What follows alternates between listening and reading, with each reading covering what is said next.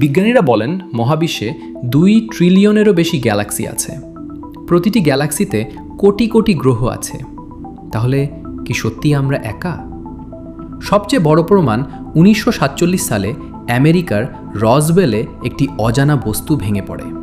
সরকার বলল এটা ওয়েদার বালুন, কিন্তু প্রত্যক্ষদর্শীরা বলেছেন ছোট ছোট অজানা প্রাণীর মৃতদেহ দেখেছেন। সেই ফাইল আজও ক্লাসিফাইড। ওয়াও সিগন্যাল 1977 সালে ওহায়োতে একটি টেলিস্কোপ 72 সেকেন্ডের একটি রহস্যময় সিগন্যাল ধরে। এই সিগন্যাল এত শক্তিশালী ছিল যে বিজ্ঞানী লিখেছিলেন ওয়াও। এই সিগন্যাল আর কখনো আসেনি। বিজ্ঞানীরা বলেন এটা এলিয়েনদের বার্তা ছাড়া আর কিছু হতে পারে না। সবচেয়ে ভয়ঙ্কর প্রশ্ন, 2021 সালে আমেরিকান সরকার নিজেই স্বীকার করেছে ইউএফও সত্যিই আছে। তাহলে এতদিন কেন লুকিয়ে রেখেছিল? আর যদি ইউএফও থাকে তাহলে এলিয়েনও আছে। আপনার কি মনে হয়?